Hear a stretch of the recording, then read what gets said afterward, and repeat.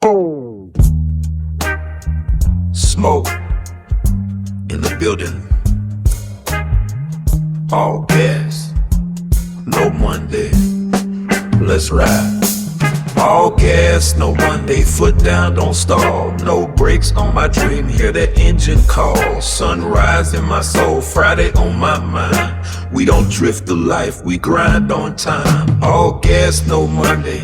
Living on go. Heart in the hustle, fire in my flow. No excuses round me, no sleep on the plane. If you rollin' with smoke, move while you can. Woke up with a purpose, dust on my shoes. Hard days behind me, still paying my dues. Mama said push, don't you beg for a break. So I grind like the rent, do first thing at 8. Plant my own seeds, let the good Lord reign. Turn pressure to diamonds, turn hurt to gain. No half-step living, no fear in my chest. Came too far, baby, can't settle for less. All gas, no Monday.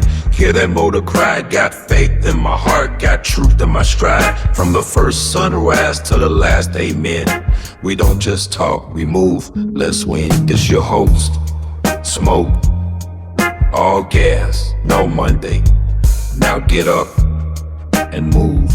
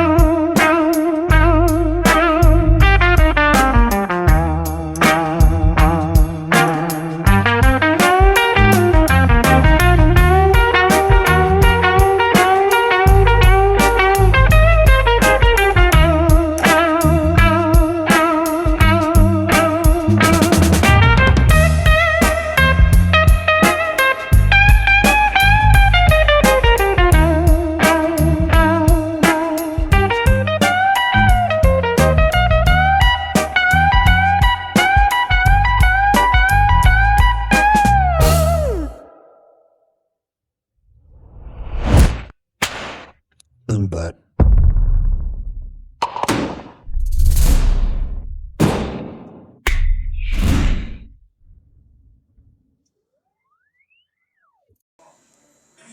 Hey, welcome back to another episode of All Gas No Monday. I'm your host, Smoke, where we live every day like it's Friday. Oh yeah, today's Saturday, and we got a very exclusive episode. I call this episode Smoke Therapy, because what we doing is we chilling, we smoking, relaxing, and talking about life in general. Military, whatever you want to call it.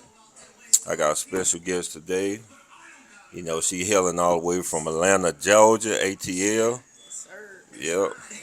We sitting here smoking. She's about to get out the army. She about to wrap up her career. Due to medical issues. But hey, she served her country proudly, and she can continue serving out of uniform. So that don't stop her grind. So, you know, she's sergeant first class in the United States Army, and I want to properly introduce y'all to her. We're both stationed in Fort Riley together, and you know, it's good to have known her and met her here um, in the local area. And now that she's finna continue on her journey as she take off the uniform, I'm proud of her, and hopefully she continue to do good things as she continue on with life. So I want to introduce y'all to Deanna Hardy. What's going on? What's going on? Thank you for having me on your podcast. Oh yeah, It's an honor to be sitting here yeah, smoking yeah, a cigar with yeah, you. yeah, And yeah, like you said, transitioning out of the military, but the marathon does oh yeah, continue. yeah. So it's not gonna stop here. It's just go serve in a different capacity. So Yeah, I'm excited. I look forward to what's in store. yeah. So yeah. So What's going on? How are you? Oh, I'm good. How about yourself? I'm good. I can't complain. God is good. Yeah, all the time. All the All time. the time. So, you know, tell the folks a little bit about, growing up in Atlanta, Georgia, being where you from. Um, how was your childhood and your upbringing? Yeah, so actually born in Alabama, raised in Atlanta, Northwest Atlanta to be exact. Okay. So it used to be Simpson Road back in the day, which intersects Bankhead, which most people know. And growing up in Atlanta in the early 2000s was pretty rough. Yeah. And I tell my mom all the time, um, I'm glad that we were raised in the neighborhood that we were raised in, because I think I'm street smart and book smart. Okay. So it was pretty rough, but we still played outside. We walked to school every day. We didn't have the luxury of getting dropped off at school. Cool. Yeah. So we walked like 2 miles to school every day, getting into fights, things like that. I went to three Atlanta public schools. Played basketball for Frederick Douglass High School for my first 2 years. Transferred to another school, and then I went to an alternative school. From there, I dropped out because Yeah. I wanted to be grown and do my own thing, and then Yeah. eventually I joined the Army shortly after that. So, yeah. Okay. All right. Got an interesting story. Yeah, very interesting. Yeah, that's good to know. Didn't know all that. And, just, being from the South in general it's kind of hard, coming up, and then, you know, being able to transition now to the military and have that military mindset and be able to continue your career as you go through the military. But, you know, as you grew up, your childhood, you briefly explained. So, how was your transition to the military coming from, where you came from? Oh, that's a good question. So I'm actually a military brat, but not a military brat as in we traveled around because my dad was in the reserve Okay. for 16 years, and I knew I wanted to join the military. I just didn't know at what point in my life I Yeah. wanted to join. So when I figured out that my life was headed nowhere fast, Mm-hmm. I said that joining the military was probably the best thing Yep, for to you. do. However, it was an easy transition for me because I was athletic, Yeah. and I didn't have issues with following orders. Okay. So it's a pretty good experience doing basic training at Fort Jackson. Oh, yeah. So Relaxing Jackson. yeah, That's what they that's call what it. they call it. Yep. Yeah. So yeah, did my basic training at Fort Jackson. I've PCS 6 times in 12 years, which is like, I talk to other people and I ask them how many times they PCS, and they've been in 15, 17 years, and they say 3 or 4. Yeah. And, I got the short end of the stick, but it is what it is. Yeah. So, yeah. And now we're here for the Yeah. second time. Yeah, a lot of times some people have the luxury of staying at certain duty stations for a certain amount of time. Uh, those good duty stations, but a duty station like here Fort Riley, a lot of people be ready to go 3 years and they out. And you had the luxury of coming back here, your second stint, right? Yep. And tell me, how was that for you to come back to a duty station that you was here before? So when I was here the first time, it was 10 years ago. Mm-hmm. And human resources is my second MOS. Mm-hmm. So I was a mechanic during that time, and when I left, I was a sergeant. Okay. So completely different experience being back as a senior NCO. I hated it the first time. Yeah. I was in the cab. We was in the field all the time. Yeah. And we were just busy. And I hated my job, so that didn't make it any Yeah. better. But I was young and turned, so I enjoyed a lot of time in Aggieville with the college students. I know. Mm-hmm. So this time around, completely different experience being a senior NCO. I don't require as much as I did when I was younger. Yeah. So I enjoy going to the games at K-State. I'm not young and turned like Yeah. I was. So, work-wise, still busy. Still, it was a high up tempo 10 years ago, and it's the same now. Okay. So Yeah. not too much has changed. Yeah. Yeah, I can truly attest to that. The older you get in the military, you seem to kind of wind down.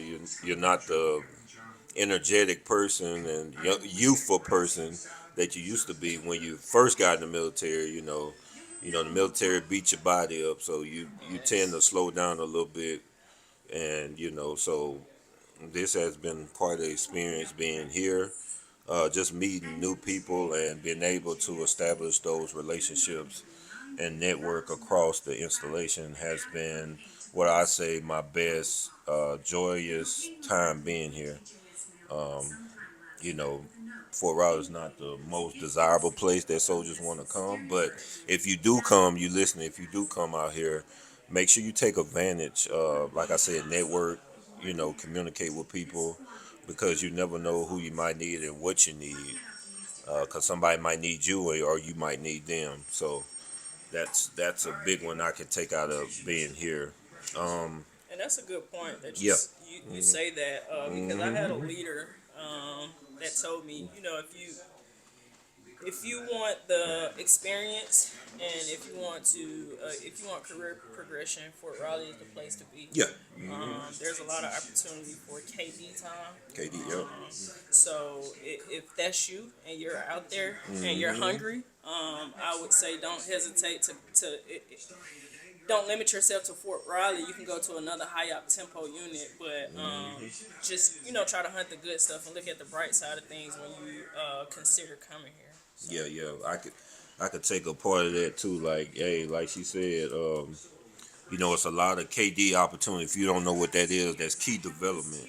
So, you get in those positions that can help you progress your career as you go through, make the next rank. But Fort Riley is one of those places, what they call a hard assignment. So, a lot of people in the military, they skip out on key opportunities to come to these type of duty stations.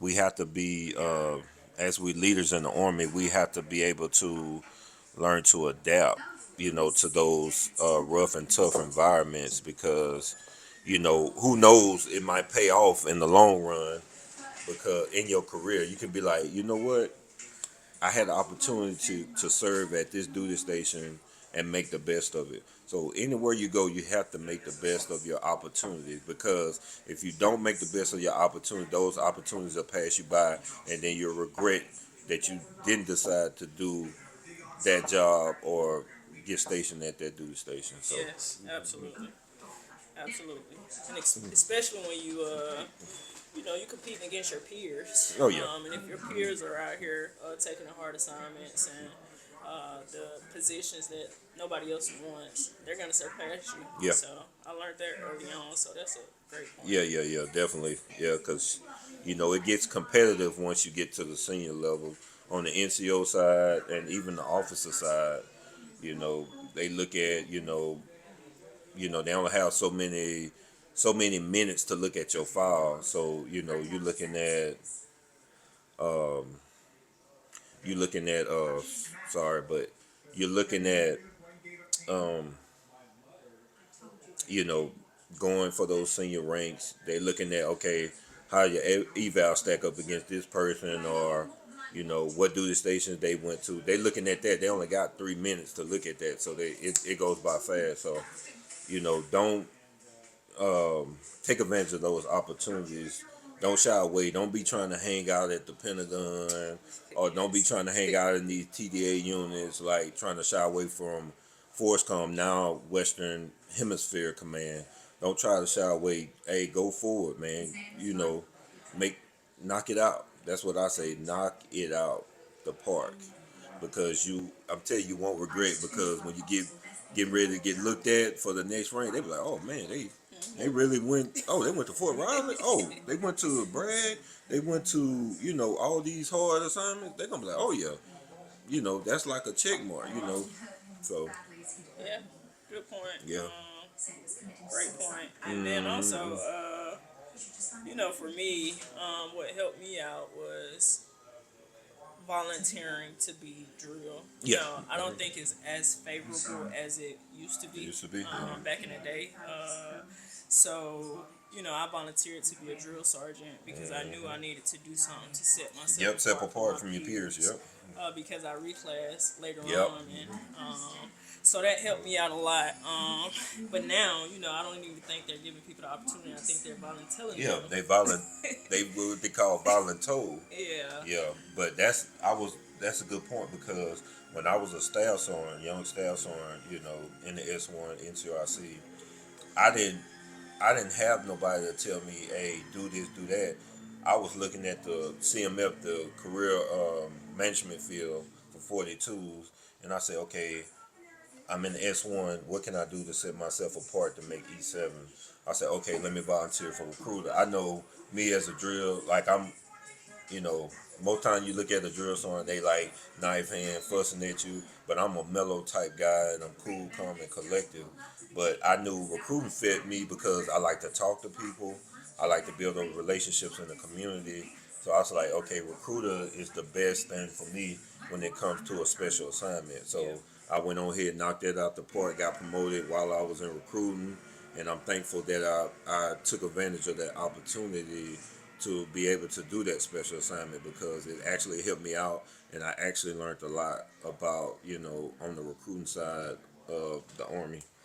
Yeah, I don't know. I have a love-hate Yeah, relationship for our yeah, I know. recruiters. I know. We disliked you all a lot, but I know you all had a mission. Mission, yep. As well as drill sergeants, we had a mission, so I respect it. Yeah.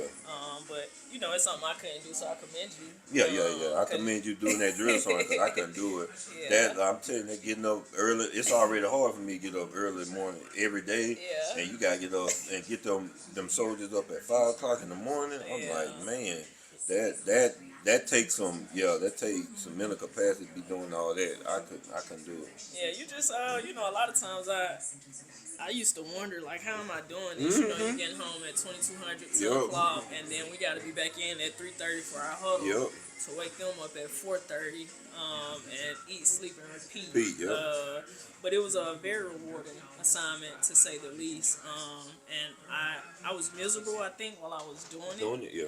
because I was just so tired, and that's the only assignment I had where I volunteered for staff duty Yeah.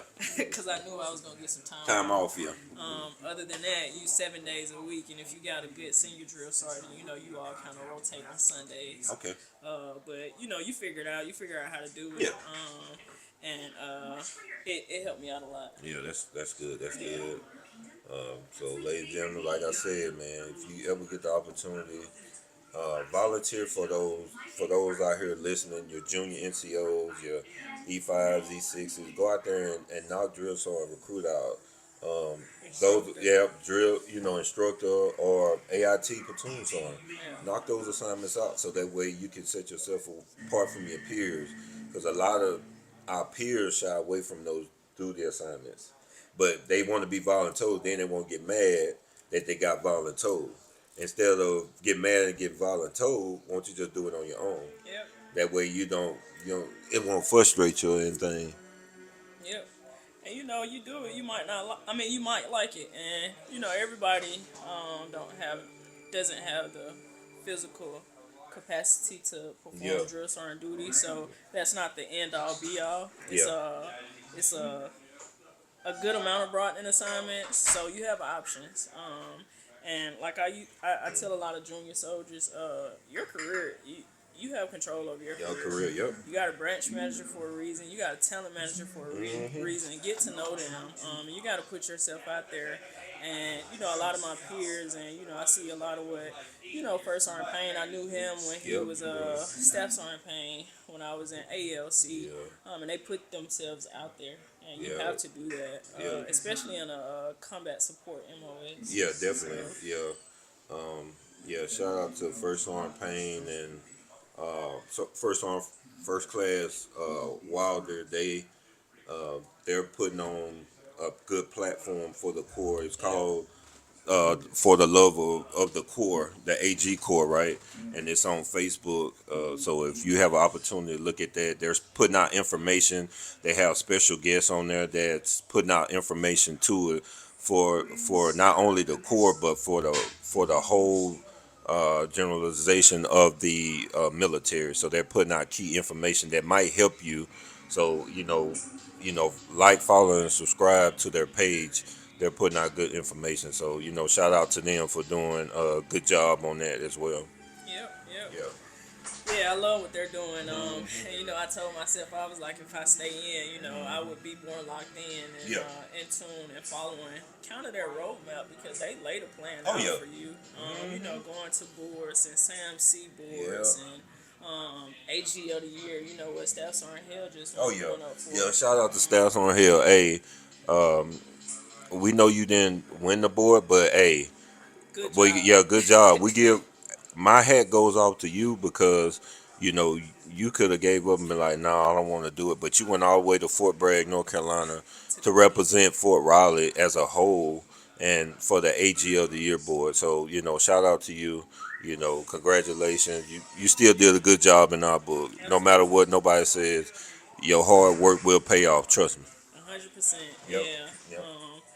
Yeah, she's going places for sure, and I know she's going to be a great addition to what she's Oh doing. yeah, So, and she's about to become, on the other side, as they say, the dark side. Yeah, so Warren also, hopefully she go ahead and knock Warren Officer Candy School out, and then Warren Officer Basic Course. So shout out to you, congratulations to you. Super proud, somebody coming from the G1 in Fort Riley right here. We're super proud of you. So keep continuing to do great things. yep, Yep. 100%. Yeah. So what you smoking on? Man, I'm smoking on this local cigar. It's a Maduro. It's a Petra carved from stone. So yeah, that's a local cigar from the guys from Lawrence, Kansas. So yeah, what you smoking on? I got I'm a fan of Rocky Patel. Oh yeah, I like Rocky Patel too. The vintage ones. So this is a 2003 vintage Cameroon. So Okay. Yeah. pretty good flavor.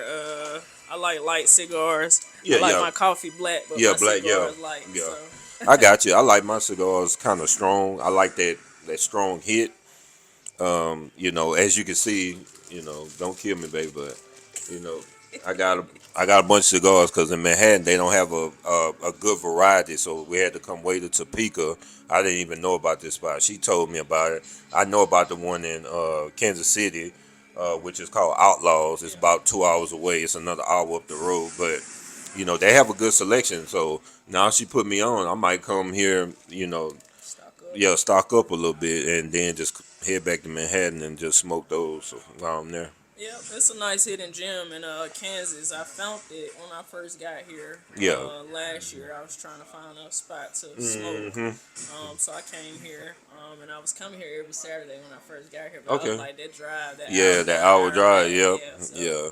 I only come every now and then. Okay. So. Yeah, I don't blame you. That drive. I mean, an hour ain't bad, but you have to get up and go. It's basically like a 2 hour drive. Hour here, then an hour back. Yeah. But I mean, when you come here, you just gotta seize the moment and enjoy it while you're here. So Yeah. yeah, I totally dig it. So Yeah, so we I'm tuned into this game right now. Not sure if y'all some basketball fans out there. I'm watching Alabama A&M and Alabama Alabama State. Yep. rival game. And shout out to Alabama A&M. They #1 in the SWAC. Oh yeah. Okay. I like the swag. But I'm a Grambling State fan. I went to Grambling State for 2 years before joining the military. So Grambling's always going to be in my heart. But I do love the other SWAC teams too. As long as they represent the SWAC, then that's cool with me. Absolutely. Yep. HBCU to the heart. Yeah, and I'm excited. I'm about to go be Oh, yeah. a student at Alabama. Oh yeah, I'm A&M, happy so, for you. So now you get to experience that college life a little bit. Now Yeah. that your military career is finally coming to a drawdown, now you can get to experience the college life. Everybody, that's what I kind of liked about it. I got a little experience of the college life. Now that you're older, you're finna get a little experience of the college life. I did it a little bit younger. But Okay. now you finna do it older, so you definitely gotta let me know how that is when you get ready to go to Alabama A&M.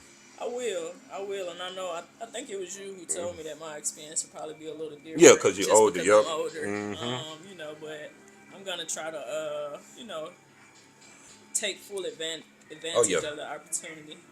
But I'm excited. Yeah. I'm excited. Yeah. I'm sorry for you. Yeah. So I go down there and do their social work program, so I can become a licensed clinical social worker Okay.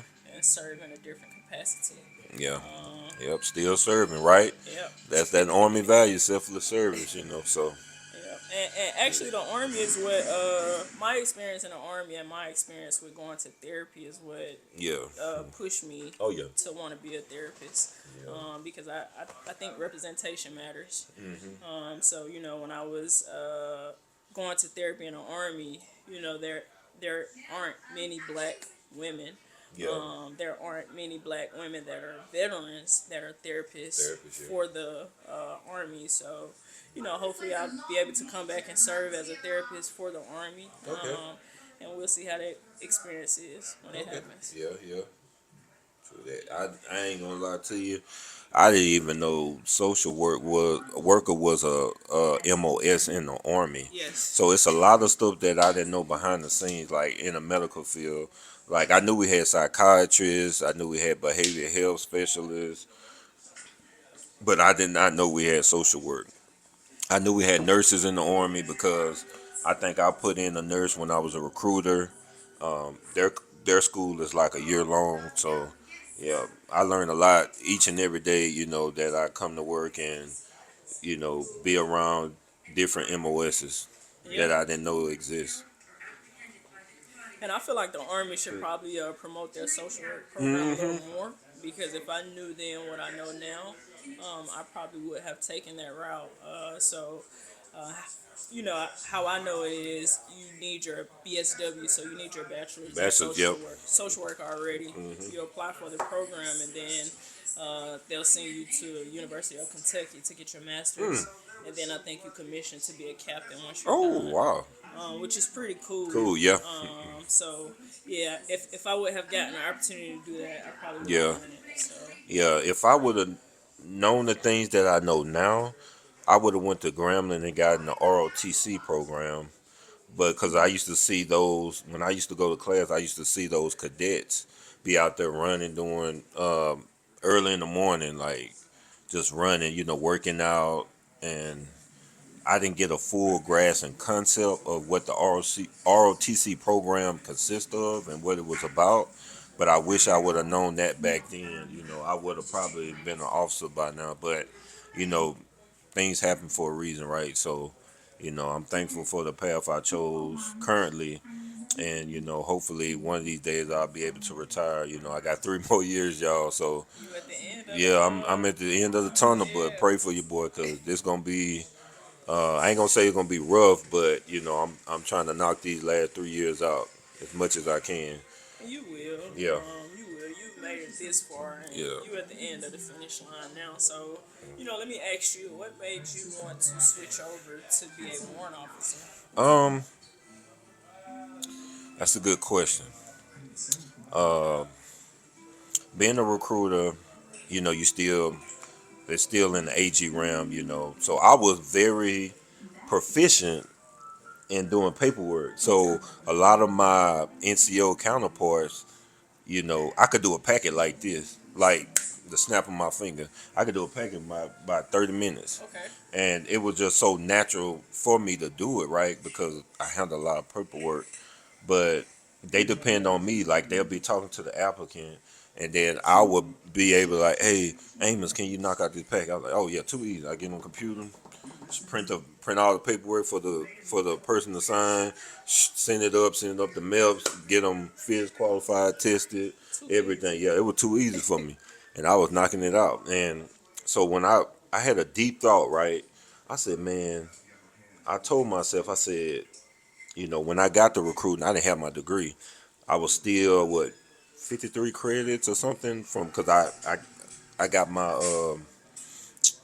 what'd you say, your transcript from Grambling State. Okay. So I had to get them to send the official one, and then I got my JST from all the training I got in the military, and all that together gave me 79. So in the back of my mind, I was like, man, I'm there. I said I might as well knock out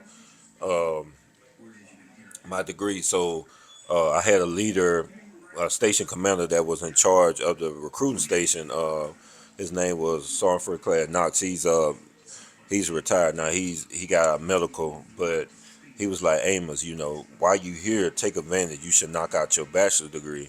And it rung a bell in me. So in 2019, I haven't been to school in a while. So, you have to take those baby steps, one class at a time. So I started doing one class, one class. I was like, okay, now I'm getting the gist of how this thing is going, right, Okay. online. And so I started doubling up so I can knock it out faster. Okay. And so I got my degree in 2021, and a light clicked on. I was like, man, I could be, you know, I could take my knowledge that I know as an NCO and switch it over to the warrant officer cohort and make the cohort even better, and provide and share that knowledge to soldiers. You never stop teaching soldiers, even though you're a warrant officer. Never forget, you still teach, coach, and mentor soldiers as well.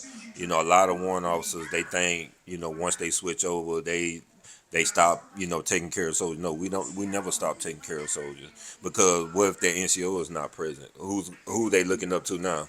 Because we got NCO experience. They Yeah. looking up to warrant officers like myself.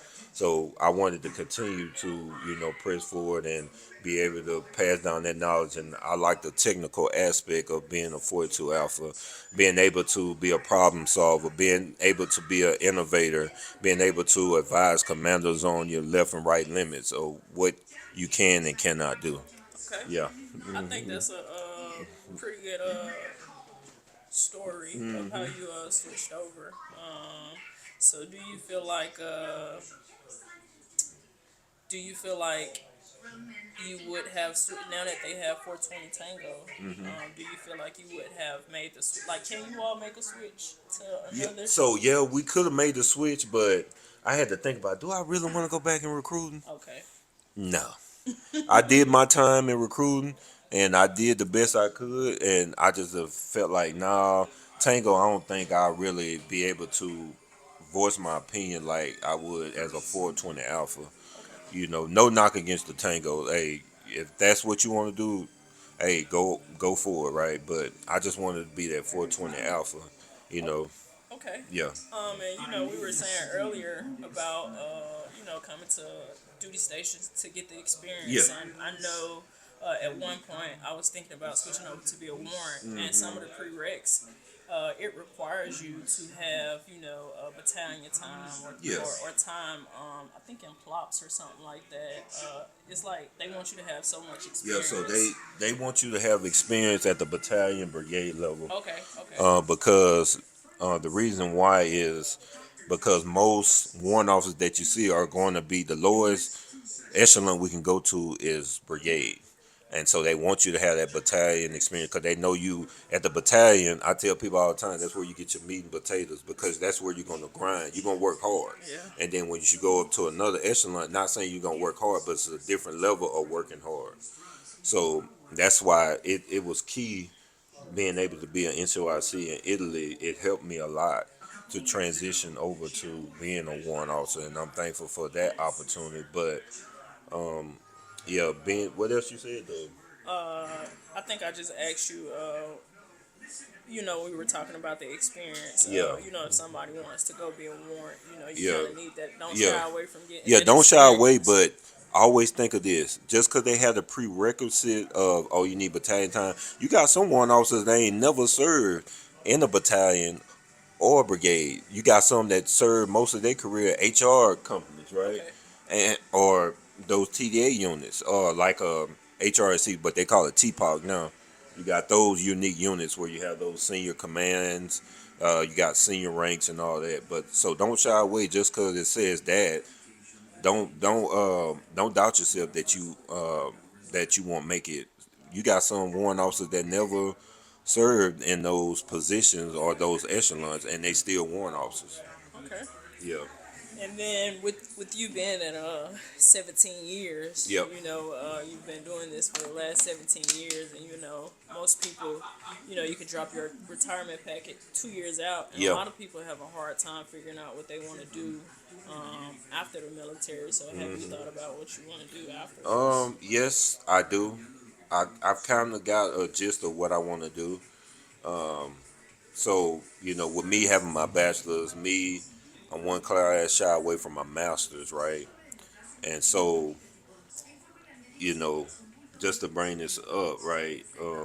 I want to give back to the community. So my way of giving back, I think, in my opinion, is uh, going to teach those high school kids JRTC. Okay. So that's one of the jobs my dream job once I get out the military, and I also want, I ain't never told nobody this, but hey, this the first thing for everything, right? I want to pursue my doctorate when I get out. Okay. And, I want to try that out and see, how that come about, see if I can get my doctorate. And I want to get my doctorate in human resources because I love human resources so much. Okay. Just understanding going through the bachelor and the master program, understanding at a doctoral level when it comes to human resource, because there's so much information about human resources on the civilian side versus the military side. We already know about the military side. I want to know more about the civilian side, the civilian sector of things. Okay, I Yeah, think that's you got a plan. I yeah, talk yeah. to some people and ask them what they want to do after, which you don't have to do anything, but it sounds like you have a passion with Yeah, giving yeah. back. Oh yeah, giving back to the Yeah. community. That has been my passion. I have been doing that, since I've been here. That keeps my mind. I think I love doing it. I love seeing the expressions on people's face, how you give back, and they're so thankful that somebody out there cares for them and actually take the time out and spend with them. And that's what my passion is giving back and being a positive influence, right? So like I always say on my podcast, right? I got my three P's. You got to find your purpose, your passion, and you got to be positive. So Absolutely. those are the three things that I keep in my toolbox to be able to, push forward in life. Okay. Yeah, those are some good points. So if you had to think about it, what's a quote that someone has told you or you've read somewhere that kind of has stuck with you, and that you kind of live by? Well, I don't know if this is a quote or anything, but I heard a lot of people say, hey, you know, don't let nobody tell you can't do it. Don't put can't in your vocabulary. So don't sell yourself short by saying I can't do it. You know, you can do it. Absolutely. Yeah, you can do it. You can put anything. You can do anything if you put your mind to it. So hopefully that reach somebody out there in the universe like, hey, I can do it. Hey, I say in the mirror sometimes, I look and I be like, you know what, I can do it. Yeah. It might be times where times are hard, but I try not to say can't. I can't do it, but I will do it.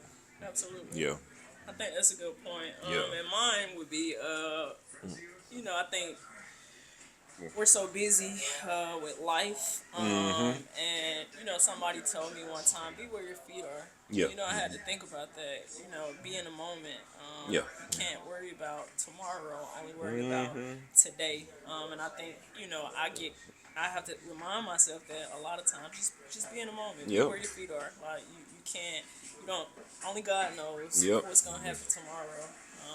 Be anxious about nothing. Yeah, just be where your feet are. Yeah, and then like you said, on the caveat on that, just seize the moment. Yeah. When you're in the moment, take advantage of it because you never know if you're going to be in that space again. So yeah, take that. So now that you're about to transition your med board, and can you tell me a little bit about that process and how you're processing it through your mind as you transition into the civilian sector of society? So it's a, you know, I'm sure most people who have gone through the process know it's a long and drawn out process. And you have to be your best advocate. Yeah. So I had to advocate for myself a lot of times. A lot of people who have a medical degree try to tell you that Yep. something isn't wrong when you know something is Is wrong. wrong. Yep. I kind of drove the process myself by, advocating for myself. So, once the process was initiated from start to finish, they stuck to the timeline. They said it'd take about 6 months, and Yeah. it took about six 6 months. months. Yep. But it's a lot of waiting. For me, I did my own research, and you can't listen to all of the voices. And people are gonna give you advice: do this, do that. Yeah. Don't do this, do that. You gotta take the good advice, but weed out the bad advice. So a lot of appointments. I was in Nebraska. I Yep. was in Missouri. I remember that. I Yeah. was local, and yeah. So once you go through the process, it's initiated. You do the CMP exams, and the doctors kind of evaluate you to see if what you're saying is true. But I kind of say it's subjective because someone who hasn't served can evaluate you, Evaluate you. Yep. and they can document the wrong thing. So you have to be on top of everything. And like I said, it took about 6 months from start to finish. And I just prayed throughout the process, and I surrendered everything to God. Whatever your will is, let your will Yep. be done. And everything worked out in my favor. Yeah. From there. I'm glad it did, cause it could. I was. We was communicating back and forth, and I was like, yeah, I hope you get the percentage that you deserve, because people don't understand, we put our body through a lot of impact in the military. When we go to these doctors, and we tell them, they be military doctors, they be green suits just like us, and they think we be just pulling their leg. No, we not, man. We wake up, we be in pain, our backs, our knees, like all that stuff. Like, if I tell you something is wrong with me, then something is wrong with me. Don't think I'm just trying to, get this or document that, but something is really wrong with me. And then it takes, they go from X-ray, and they be like, oh, I don't see nothing skeletal. Okay, it might not be skeletal. And then you have to go through so much in the process to get them to give you a MRI, right? An MRI shows everything. It shows tendons, joint, everything. And that's when you find out, hey, what's wrong. It has to come down to that to be able to show, like, hey, this is what's physically wrong with this person. Yep. Yep. Yeah. And I'll say this: if I could have my health, Mm-hmm. if I could be completely healthy, I'll take that Yeah. over, my percentage. But it is what it is, because I was hungry. I was Oh, yeah. very athletic, Mm-hmm. and my injury. And this is another thing: all injuries aren't visible. Yep. So Mm-hmm. you can see a person, and they can be going through something, and you might be like, "No, Ain't they nothing wrong come to with work." it. Yep. You got to leave your biases to keep them to yourself, because you never know what a person is going through, because it could be mental, Yep. or it could be something that's physically wrong with them that you can't see, and quite frankly, it's not your business. Yeah. But yeah, if I could have my health back at 100%, I'll take that, because I miss running. Yeah. I was a runner. Yeah. But it is what it is. I can't change it. So Yeah, you push your body to a limit that your body is now speaking to you like, hey, look, you can't do that no more. So I mean, we have to listen to our bodies, because if we don't, you know, it would be a hard time for you in the military. So that's why I tell people that's on the cusp, you're close to retirement.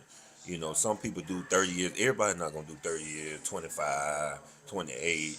But if your body tells you like, hey, look, that's it, you gotta be able to listen to your body and be like, you know what, it's time to hang it up and go on and start a new career, a new journey in life. Ain't nothing wrong with that. You serve your country proudly. So just take heed of that information, because it will work out in your favor. absolutely. Yeah, you just gotta be positive. So Yeah. Hmm. Yeah. So yeah, that transition. I know it's gonna be. It's probably gonna be hard at first, but I say probably the probably the first few months are probably gonna be hard, but you'll catch on probably real quick. You know. Yeah, yeah, I agree. Cause some people, when I joined the military, I didn't want to lose my identity. I Yeah. didn't want to make my identity strictly the army. Army. You Yep. know, who are you outside the uniform? Uniform. Yep. That's something that you have to figure out. Even if you're still serving. Hmm. Um, and like you said, it's probably gonna be a tough transition. I got to figure out what my new norm is Yeah. gonna be. But I'm figuring that out. I've been figuring that out because I've been afforded the opportunity to take care of myself in this process. Hmm. Um, so yeah, I'm excited. I'm excited. But yeah, one thing I could take away from this is some of the stuff we can't shake, right? Like waking up early in the morning, Yeah. doing like, you know, some of the routines that we was been doing for quite some time in the military, we can't shake. Yeah. I mean, that just come part of, being, how we say, institutionalized for so long. We used to doing certain things at certain times or, having a set schedule of doing certain things. So, yeah, that's probably the hardest thing to shake. It is. Yeah. It is. But I'm grateful Hmm. for the military, for the army specifically. Very grateful. The army has afforded me so many Oh, yeah. opportunities. I've traveled the world Hmm. through work and in my free time. Yeah. And I've been to places I probably would have never went to if I wouldn't have joined the Hmm. military. Before I got here, I was in Poland at Multinational Corps Northeast for 2 years, and I would catch a flight to London for $120. Like Yeah. go to Italy. Yeah. So the army has been good to me. I'll say that. Yeah. I'm not bitter. Yep. I'm not. Some people walk around bitter. They mad at the army. Hmm. That's not me. I've had some bad moments, but my good moments outweigh The the bad, yeah, bad yeah. for That's sure. that's good. Yeah. That's why I say when you get in the army, make sure you know, when I switched over with one officer, our branch manager said, "Hey, what's your 5-year plan?" So make sure you have a plan because you never know if you're going to retire the military or you're going to ETS, you're going to get mid boarded, etc. Right? So make sure you have a plan. Make sure, okay, what are your goals when you first get in? Okay, is it education wise? Knock out all your education while you're in, so that way when you go out, you know you already kind of established. But if your goal is, okay, I want to get this goal right, but you want to get out the military to accomplish your goal, like going to school, i.e., right, like yourself, you could do that as well. Nobody's knocking you from doing that. So make sure you just have a plan, while you're in, and then right before you get out, because we don't want you to get in that space where you like, man, now you like, man, I don't have nothing to show for it. You just want something to show for, like hanging something on your wall. Like, man, I'm thankful that the army allowed me the opportunity to get these things, and then I didn't have to pay for it at all, Absolutely. debt free out the military. So that's a big one. Yeah, it is. And you said 5-year plan. That's a great advice. That's something that I did. You have to always have something to look forward to. Yeah. Whether that's okay, cool. I want to knock out a year of college. Okay, that's a plan. I want to go be a drill sergeant. You're gonna do that for 2 years, 3 if you volunteer for it. Okay, now, and if you have a plan and you have something to look forward to, that time will fly by. Oh yeah, definitely, man. Like, Because I didn't even imagine 17 years would fly by. Like 10 years flew by quick. But it just seemed like once I got to that 15-year, it kind of slowed down. But now we in 26, and we almost halfway through 26. We oh finna yeah, be in March tomorrow, yeah, and it's flying by. Like that's why I tell you, like you have to seize the moment, seize the opportunity, because if you don't, time will pass you by, yeah, and time wait for no man yeah, or woman. yeah. Yeah, so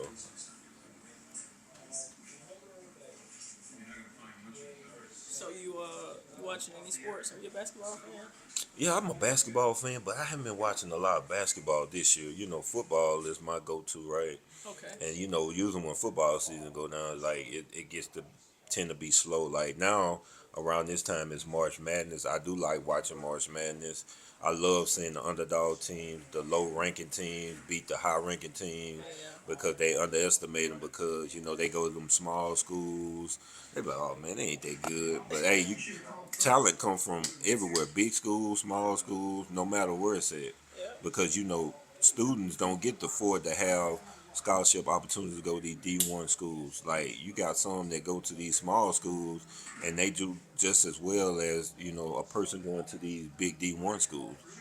So I shout out to people that however whatever scholarship you get, take advantage of it. I mean, whether that's playing sports academically, just do your best, because like I said, I get all the time people want their goal is, oh, I want to make it to the NBA, I want to make it to a professional sport. Everybody's not going to make it, right?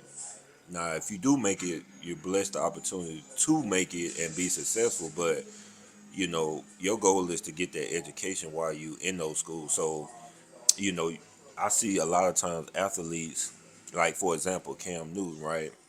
Shout out to Cam Newton for Fourth and One, his podcast. He left to go to the NFL, so he didn't graduate Auburn, Okay. and so he went back and took summer classes and got his degree in Auburn. So As you he get should you have. get you get professionals that do that. Not a lot of them do that. Same thing with Chris Paul. Chris Paul did it. He went back to I think it's Winston Salem State. Okay. Yep, he went back and got his degree in mass communications. So get those degrees because you'll have something to fall back on. Hey, yeah, I had a phenomenal career in the professional sports, but I also went back and got my degree. Yep. How many people can say that as a professional athlete? Not many. Yeah. Yeah. You're right. And things happen. Mm-hmm. You're an athlete and you make it to the league. You may get injured. Yeah. That's preventing you from being an athlete, but they can't take that education away from you. Yeah. So, Yeah. yeah, that's a great point. I'm a basketball fan, Yeah. so I'm following women's basketball right now. Oh, I love women basketball. Yeah. Well, I especially not to cut you off, but I'm from Louisiana, and I love LSU. LSU, watching Fly J Johnson and all of them, and shout out to Don Staley, Kim Moke and them. Man, I'm telling you, that's like a rivalry, man. They be going at them girls from South Carolina and LSU. They be going back and forth, but it was a good game. I watched it on the 14th of February. Yeah. Yeah, I like watching women's sports more than I like watching men. To be honest with you. Yeah, it's surprising you say that because Yeah. a lot of men I tell when we had a conversation about basketball, they say they don't like women's basketball because it's too slow. And I get it, but I like it that way. 'Cause Yeah, I yeah. can keep up with the game. Yeah, yeah. Men's basketball, I'll watch it, but it's just extremely fast for me. Yeah, yeah. So yeah, shout out to K State. They play tomorrow. Okay. They're playing Iowa tomorrow. Okay. We lost to them about 2 or 3 weeks ago, so I'm hoping we get this win before the Big 12 conference start next week. So Yeah, yeah. I like watching sports.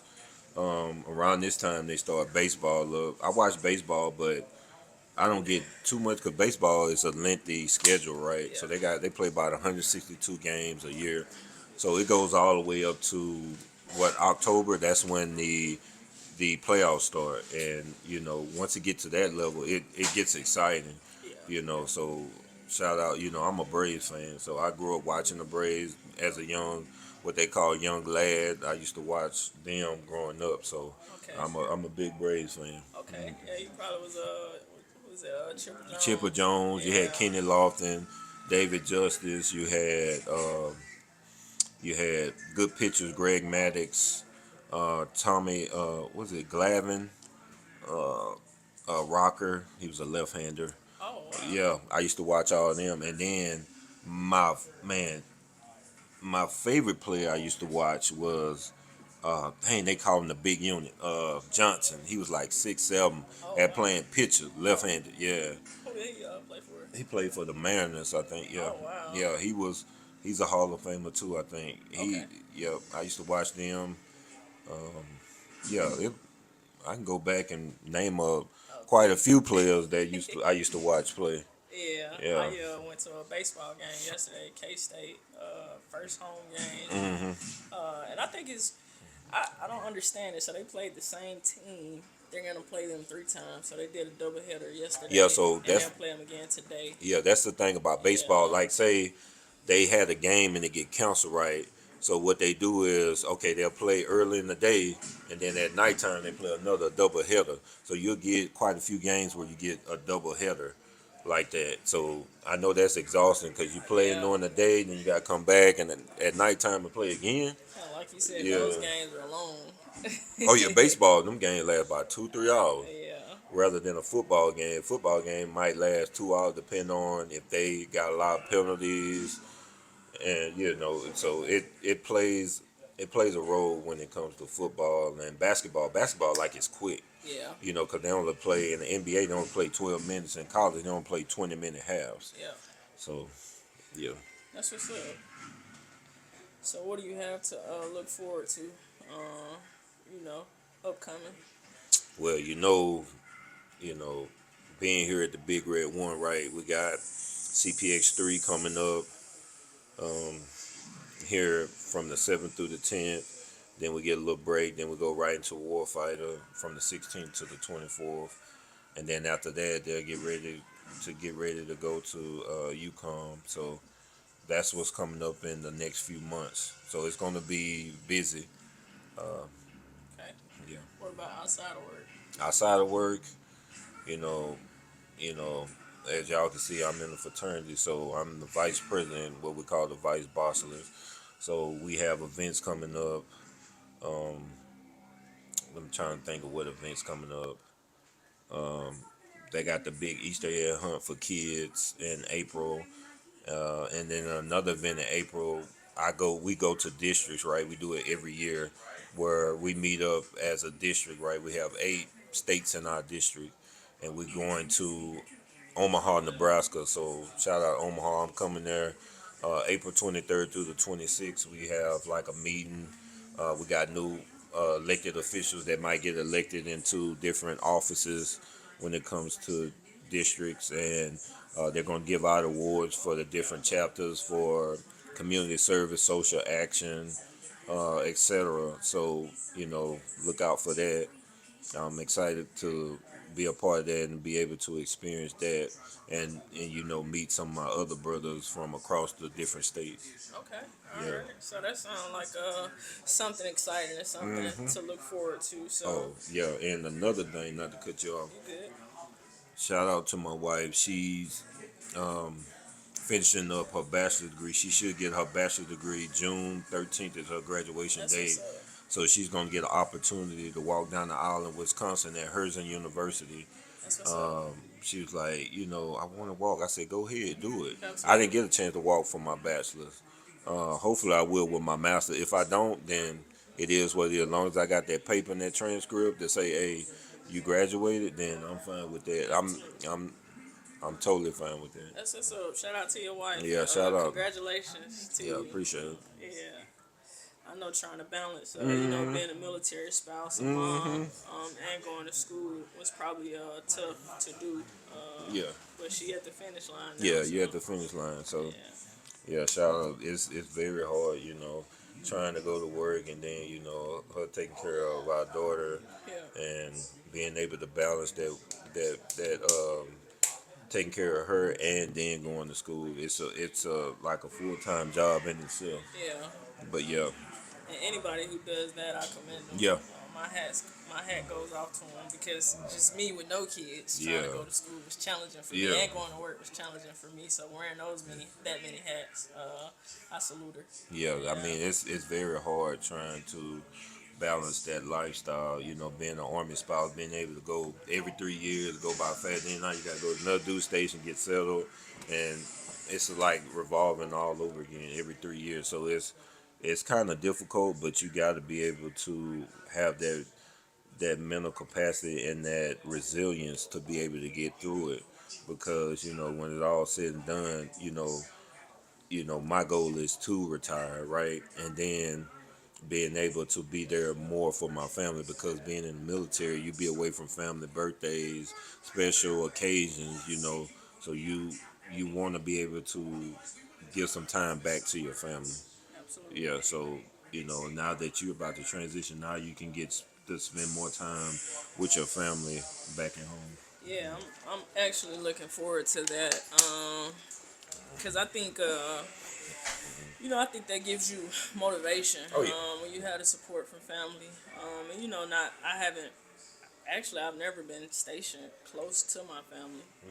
So I'll be in driving distance to my family. Spend some time with them and watch my nieces and nephews grow up. Yeah. So I'm Oh really yeah. looking forward to that. And I love to travel, so looking forward to traveling. Yeah, definitely take advantage of that. Yeah, so I actually got a trip planned already Okay. to LA. Oh. Los Angeles is my favorite city. What part of LA? So we're going to the Floor Tree concert. So I Okay. think that's down. I think Oh, it'll be in Floor Tree? downtown. Oh, yeah. So they're going on tour. So I'm gonna take my mom. We're gonna go Okay. to the concert. So yeah, Yeah. All you gotta do is say yes. that's it. Yeah. So that's big up. So you talked about, you had all your stuff in a nutshell. Where you from? Your career through the military, and then now your transition. You twofold your whole story all in one today. So yeah, we appreciate you sharing your story and all the things that come along with it. Yep, thank you for the opportunity. I'm glad we got the smoking stick. Oh yeah, What's smoke the stick. what's the acronym? What is it? The acronym is PSSITA. That means put some smoke in the air. Yeah, there you go. So we was able to do that today. Yeah. So yeah, I'm glad that you allowed me to be on your platform Oh yeah, no today. problem. So, Yeah. yeah. Yeah, because like last night I text you that SOTL. You like, what is that? And so I'm trying to get her hip to the cigar language. Sister of the leaf, brother of the leaf. Those different languages that we speak when we smoke cigars. And then for a woman to be able to get hip to the culture, of smoking cigars. You don't see that much often, right? You see mostly males smoke cigars, but for a woman to be able to be a part of this culture is big too as well. Yeah, absolutely. Yeah. Yeah. And I don't want to draw it out, but I started smoking cigarettes in Afghanistan. We got to Afghanistan, and my OIC gave me a Cohiba Red dot. Yeah. So that's my favorite stick. So yeah. Yeah. Yeah. Yeah, I started smoking when I got in recruiting. I got recruited in 2018, but I didn't start smoking till 19, and I got hip ever since. It's a therapeutic type of thing for me. It kind of calms me down after a tough and rough work week, or a rough day. I just light me a stick and just not think about what went on that day. So it's definitely therapeutic, and you get to have those conversations with people of different backgrounds, ethnicities, and be able to create a bond with people. And back at home, shout out to Top 10 Cigars. That's like my cigar family back in Houston, Texas, Humble, Texas. So yeah, every time I go back, I give, I buy some sticks at the cigar lounge, and I just pay my respects to Pat Fields and Roy Starling for giving me the opportunity to invite me into their establishment and creating that bond that will last forever. Absolutely. Yeah. Yep. But yeah, man, so we appreciate you coming on this platform. So, in the sense of everything, like I said, this is All Gas No Monday. I'm your host, Smoke, where we live every day like it's Friday. Hey, you heard a powerful story from this young lady right here. If you ain't hear anything or get anything out of this, just know, hey, you can do it. Trust me, you can do it. Anything you put your mind to. So, this your boy Smoke, and I'm out.